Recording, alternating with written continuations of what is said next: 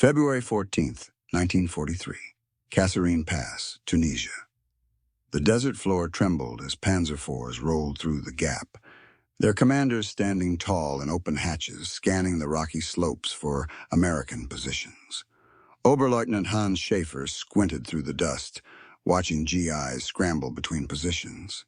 Then he saw it, a soldier shouldering a strange tube, 5 feet of olive-drab pipe with a forward grip and flared muzzle. Schaefer laughed into his radio. "They brought their plumbing." The rocket streaked out with a whoosh and white smoke trail. It struck his tank's frontal armor at an angle, deflecting skyward in a shower of sparks. The Panzer IV barely shuddered. Inside, the crew exchanged grins. Their Panzerfaust could penetrate 200 millimeters. This American toy? Pathetic. The M1 Bazooka had arrived in North Africa with grand promises, a revolutionary weapon that would give infantry tank-killing power. Private First Class Robert Dixon had trained on the weapon at Fort Benning, firing practice rounds at wooden targets. His instructors called it a game-changer. But here, in the crushing American defeat at Kasserine, it felt like false hope in metal form. Dixon crouched behind a boulder, loader Tommy Chen beside him, hands trembling as he slid another 2.36-inch rocket into the tube's rear. "Load!" Chen shouted over the engine roar. Dixon aimed at a Panzer III 70 yards out. The crosshairs settled on the turret. He squeezed the trigger. The rocket's shaped charge detonated against the tank's side skirt, designed to catch such projectiles, and dissipated harmlessly. The Panzer's machine gun swiveled. Tracer rounds chewed the rock face above Dixon's head, stone fragments slicing his cheek. Chen grabbed his shoulder. "Fall back!" They ran, the bazooka suddenly feeling like dead weight. Behind them, German tanks pushed deeper into American lines. The 1st Armored Division was breaking apart. The bazooka's baptism was a humiliation. At a field hospital that night, wounded men whispered bitter jokes. "Krauts don't even bother dodging. Thing couldn't kill a Volkswagen." Dixon cleaned his bazooka in silence, examining the simple firing mechanism. The crude wire mesh shield, meant to protect the operator from rocket backblast. It was so American, mass-produced, easy to use, democratic in design. Any soldier could operate it after an hour's training. But German tankers had years of experience and superior armor. Their tanks featured sloped plating, spaced armor, and thicker steel than American intelligence had predicted.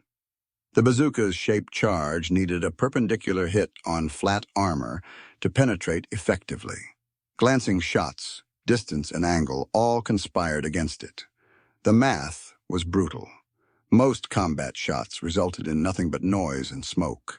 By March, as Allied forces regrouped, bazooka teams were learning through blood and failure. Sergeant James McKinney's team discovered that hits on tracks could immobilize tanks, even if they couldn't kill them.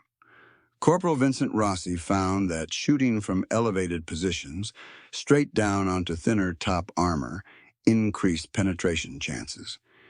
These lessons spread through word of mouth and hastily written field reports. Still, German confidence remained absolute.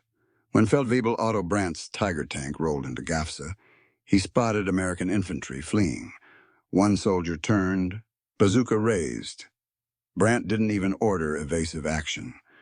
The Tiger's frontal armor was 100 millimeters thick.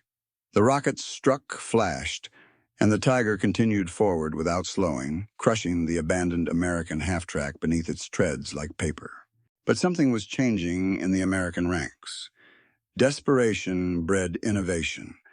Veterans began sharing tactics, wait for side shots, aim for engine compartments, fire from ambush at close range, under 50 yards where accuracy improved and angles favored penetration. The bazooka wasn't a wonder weapon.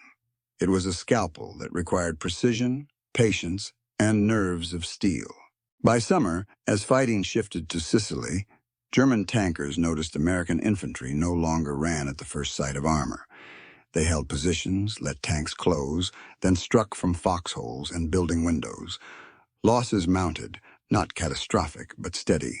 Annoying. The Italians warned that the Americans were learning. German crews laughed. Let them learn. Superior Krupp steel would always prevail. Then came Anzio. January 1944. The beachhead was a killing ground.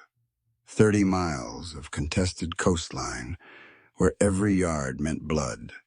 And somewhere in that hell, a single American bazooka team was about to teach the Wehrmacht a lesson in underestimation they'd never forget.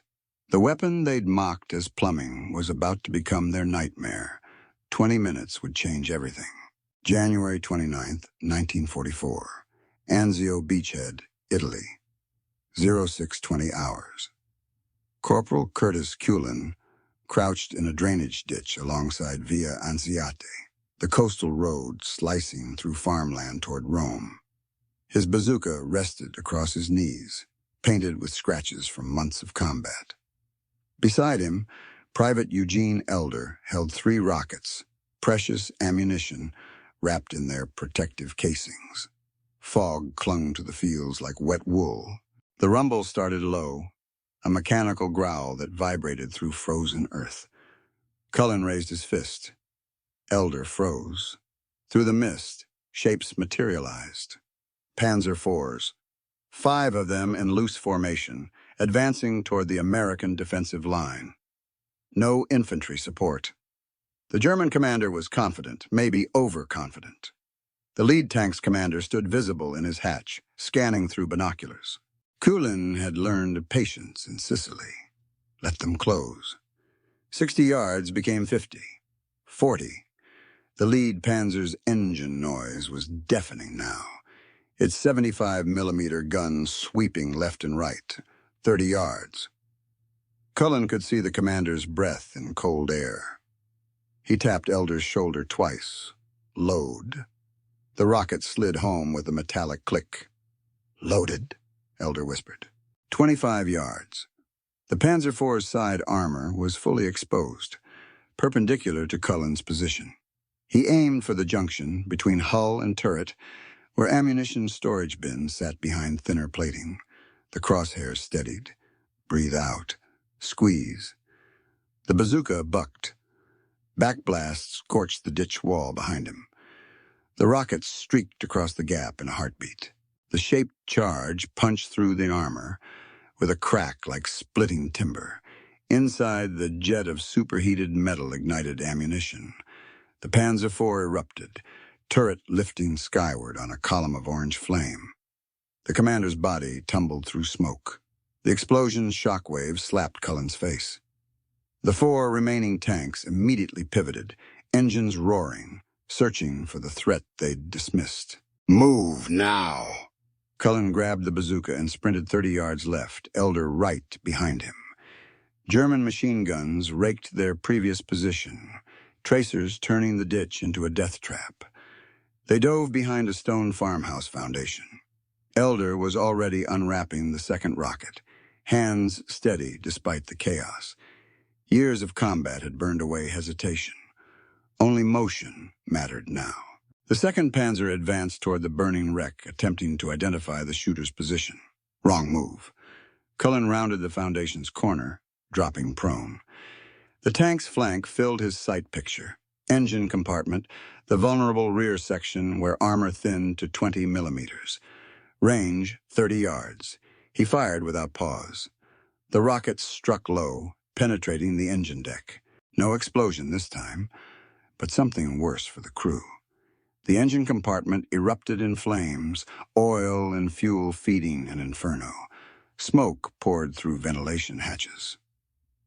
The driver's hatch flew open. A man emerged, uniform burning, screaming. He rolled in mud, trying to extinguish himself. The tank was dead, blocking the road. The remaining 3 Panzers split formation, spreading across the field. Culin and Elder ran again, using the fog and terrain. American riflemen in distant positions watched, stunned. One bazooka team was fighting 5 tanks and winning. The 3rd Panzer turned toward a stone wall, seeking cover. Its commander made a fatal mistake, stopping to assess, engine idling. Stationary targets were gifts. Culin steadied against a fence post. 3rd rocket loaded. He aimed for the turret ring, that narrow gap where rotating metal met hull. The shot had to be perfect. The rocket flew true, striking the ring's edge. The penetration was partial, but the shaped charge's energy funneled inward, shredding the gun's traversing mechanism and wounding the crew. The turret locked in place, gun pointing uselessly skyward. The Panzer reversed blindly, crew bailing out. 14 minutes had elapsed. 3 tanks destroyed or disabled.